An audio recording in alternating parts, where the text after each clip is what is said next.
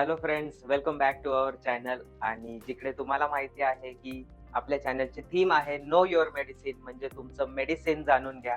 तर without wasting any time चला आजच्या व्हिडिओला स्टार्ट करूया. तर आज मला बोलायचं आहे एक अशा मेडिसिन बद्दल जे जवळपास 10 पैकी 6 ते 7 इंडियन्सच्या घरी असतं. ऑफकोर्स मी बोलत आहे डायबिटीसच्या मेडिसिन बद्दल. आता तुमच्या स्क्रीनवरती जे मेडिसिन दिसत आहे त्याबद्दल मला बोलायचं आहे. तर ग्लायकोमेट जीपी, ग्लायकोमेट जीपी 1, जीपी 2.5 किंवा ग्लायकोमेट फोर्ट हे अशा प्रकारचे जे मेडिसिन आहेत आपल्याला माहिती आहेत की हे यूज होतात डायबिटीजमध्ये. आणि याच मेडिसिन बद्दल आज आपण बोलणार आहोत आणि जाणून घेणार आहोत की नक्की हे काम कसं करतं, याचा गैरवापराने काय होतं, यांचा डोस मिस केल्याने काय होतं. तर चला व्हिडिओला स्टार्ट करूयात. सर्वात पहिले आपण बघूयात की डायबिटीजमध्ये नेमकं होतं काय. आता जेव्हा पण आपण एक नॉर्मल व्यक्ती जर बघितली, आपण जे पण काही खातो म्हणजे मग खाणं असो, पिणं असो, मग ते काही असो, कार्बोहायड्रेट असो, ग्लुकोज असो किंवा प्रोटीन असो, त्याचं अल्टिमेटली बॉडी ग्लुकोजमध्ये कन्व्हर्जन करते आणि त्या ग्लुकोजला अल्टिमेटली एटीपी मध्ये कन्व्हर्ट व्हावं लागतं त्या सेलपर्यंत जाण्यासाठी. आपल्या बॉडीमध्ये ज्या असतात सगळ्यात मायक्रो लेव्हलला जे असतं आपल्याला माहिती आहे सेल असतं आणि त्या सेललाच ही एनर्जी लागत असते. पण सेलला जसं ऍक्सेप्टेबल फॉर्म मधली एनर्जी असते एटीपी म्हणजे ॲडिनोसिन ट्रायफॉस्फेट. त्यामुळे आपण जे पण काही खातो ते अल्टिमेटली क्रेब सायकल मधून पास होऊन त्याला एटीपी मध्येच कन्व्हर्ट व्हावं लागतं. आता नॉर्मल व्यक्तीमध्ये जेव्हा आपण काही पण खातो तर आपल्या ब्लड मध्ये जे शुगर लेवल्स आहेत जे की कंट्रोल करतं लिव्हर. आता त्या लिव्हर मधून ज्या शुगर रिलीज होतं म्हणजे जे पण आपण काही खातो पितो ते अल्टिमेटली लिव्हर मधनं शुगर रिलीज होते आपल्या ब्लड स्ट्रीम मध्ये. आता ब्लड स्ट्रीम मधनं जे आपल्या सेल पर्यंत लागतं ते कन्व्हर्ट होण्यासाठी किंवा तिथनं पास होण्यासाठी लागणारं जे सगळ्यात महत्वाचं हॉर्मोन आहे ते आहे इन्सुलिन. आता इन्सुलिन हे पॅनक्रियाज मधनं रिलीज होतं. जेव्हा इन्सुलिन रिलीज होतं तेव्हा ज्या लिव्हरनी बनवलेली शुगर आहे ती ऍक्च्युली त्या प्रत्येक सेल पर्यंत पोहोचते. तर याला थोडक्यात समजून घ्यायचं म्हणलं तर आपण बघूयात की जे आपल्या बॉडीची सगळ्यात छोटी पेशी ज्याला आपण म्हणतो म्हणजे ती सेल असते, ज्यामध्ये आपली जेनेटिक इन्फॉर्मेशन असते म्हणजे डीएनए असतो, त्यामध्ये मायटोकॉन्ड्रियाज असतात, रायबोसोम्स असतात. आता या मायटोकॉन्ड्रियाला काम करण्यासाठी एटीपी लागत असतं. जसं मी म्हणलं, आपल्याला जशी भूक लागते आपण जे खातो तसं सेलला लागतं एटीपी, जे भेटतं ग्लुकोजमधनं. आता या सेलपर्यंत जाण्यासाठी एक प्रकारचं लॉक आणि की फंक्शन आपण समजूयात या ठिकाणी. समजा एखाद्या दरवाजाला लॉक आहे आणि त्या लॉकला जी चावी आहे ती म्हणजे आहे पॅनक्रियाज मधनं रिलीज झालेलं इन्सुलिन. आता हे जे इन्सुलिन आहे हे त्या ग्लुकोजला त्या लॉक आणि की फंक्शनद्वारे त्या ग्लुकोजला ब्लड मधून त्या एटीपी पर्यंत त्या सेल पर्यंत पोहोचवतं. आता सेल पर्यंत पोहोचल्यानंतर त्याचं एटीपी मध्ये कन्व्हर्जन होतं.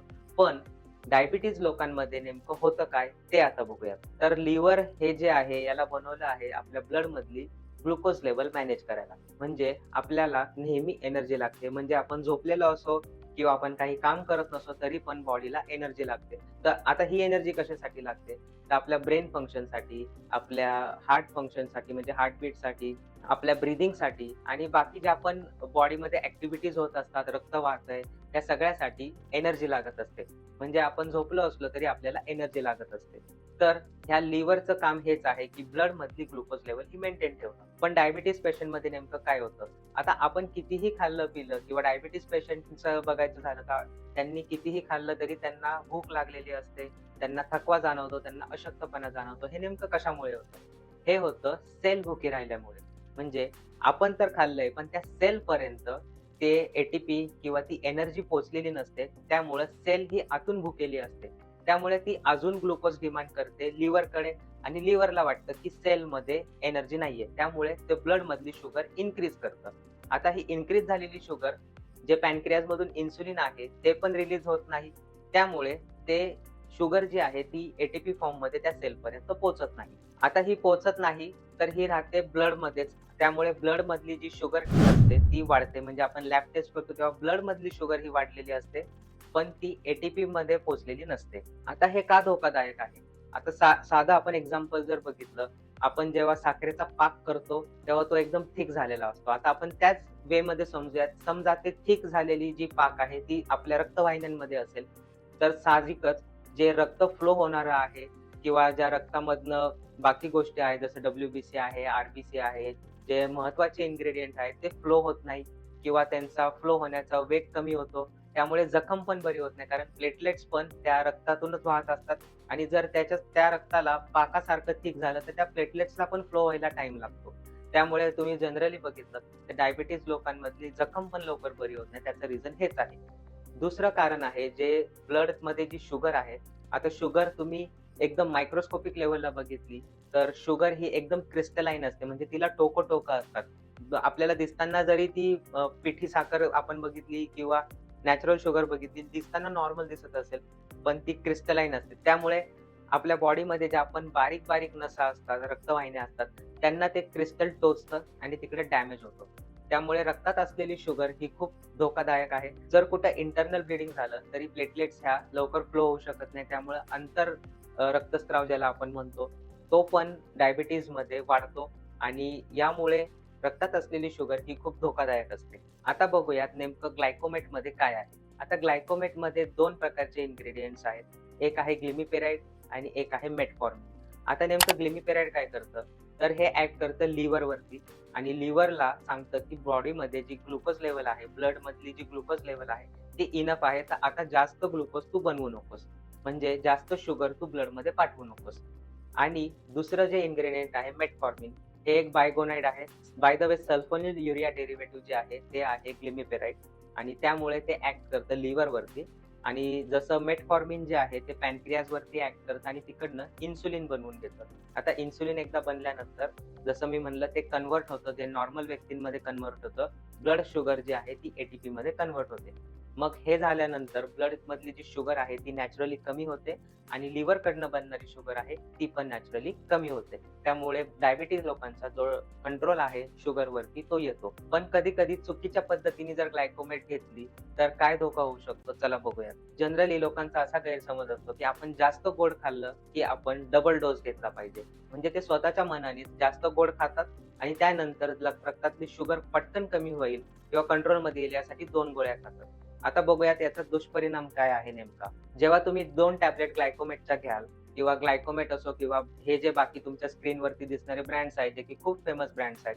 यामध्ये पण सेम इन्ग्रीडियंट आहेत. हे पण डायबिटीजसाठीच काम करतात. आता ग्लायकोमेट मी यासाठी नाव घेतोय, की ही जनरली माहीत असलेला ब्रँड आहे.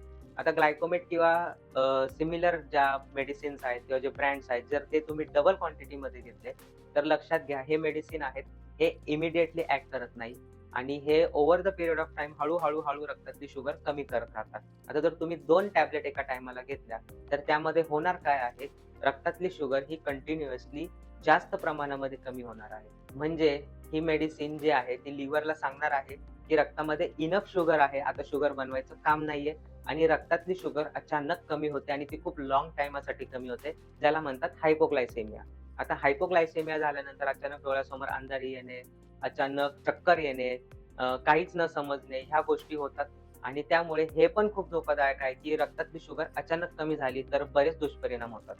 दुसरी गोष्ट अवेळी ही गोळी घेणे. म्हणजे तुम्ही जेवणानंतर जर लगेच ही गोळी घेतली नाही आणि त्याच्यानंतर डिले केला तरी पण प्रॉब्लेम होतो. या प्रकारे 2 प्रकारचा प्रॉब्लेम होतो.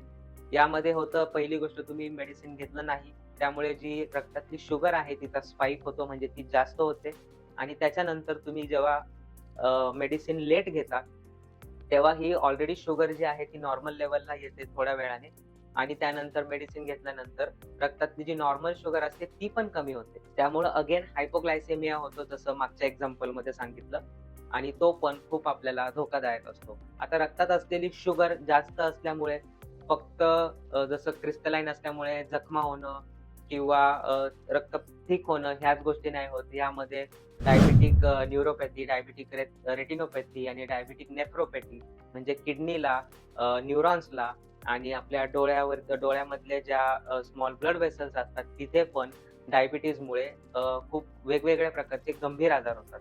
त्यामुळे शुगर कंट्रोलमध्ये राहणं हे खूप गरजेचं आहे. आता तिसरी गोष्ट आपण ही बघूयात, की तुम्ही किती दिवस या सपोर्टवरती राहणार आहे. कारण जेव्हा पण मेटफॉर्मिन हे दिलं जातं, मेटफॉर्मिन जे की मेन इन्ग्रेडियंट आहे.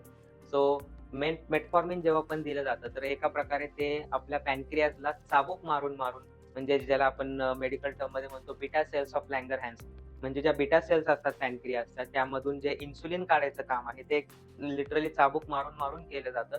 त्यामुळे तिथल्या सेल एक 5 ते 10 वर्षांनी त्या थकून जातात आणि शेवटी इन्सुलिन हे निघतच नाही त्या पॅनक्रियामधून. ते खराब होतं आणि आर्टिफिशियल इन्सुलिनवरती त्या पेशंटला अगेन डिपेंड राहावं लागतं त्यानंतर. त्यामुळे ह्याच्यात सर्वात महत्त्वाचं म्हणजे लाईफस्टाईल आहे. मेडिसिन तर तुम्हाला घ्यावेच लागणार आहेत, पण त्यासोबत तुम्ही हेल्दी लाईफस्टाईल ठेवली, तुम्ही योग्य आहार घेतला, योग्य एक्सरसाइज केला, त्यानंतर तुमच्यातलं जे फॅट आहे ते कमी होणार आहे. आता जसं मी ते एक्झाम्पल दिलं, त्याच्यामध्ये जे लॉक आणि कीचं मी एक्झाम्पल दिलं, त्यावरती जेव्हा फॅटचा लेयर येतो, तेव्हा रेझिस्टन्स येतो. म्हणजे ते जी शुगर आहे ब्लडमधली ती त्या सेलमध्ये जात नाही, कारण त्या सेलच्या अवतीभोवती पूर्ण फॅट साचलेलं असतं. आता हे होतं जेव्हा लाईफस्टाईल खराब असते, पण डायबेटिक पेशंटमध्ये मेडिसिन सोबत योग्य आहार आणि एक्सरसाइज हा पण खूप महत्त्वाचा आहे आणि कुठलंही मेडिसिन स्किप नाही करू किंवा स्वतःच्या मर्जीने ओव्हरडोस पण नाही घेतला पाहिजे. नाहीतर त्याचेही धोकादायक परिणाम होतात. सो होपफुली तुम्हाला आजच्या व्हिडिओमध्ये कळलं असेल, की ग्लायकोमेट किंवा सिमिलर असलेल्या मेडिसिन नेमकं काय आहे, ते काम कसं करतात, डायबिटीज नेमकं काय आहे आणि जर ह्या गोळ्या नाही घेतल्या किंवा एक्स्ट्रा घेतल्या तर किती धोकादायक असू शकतो.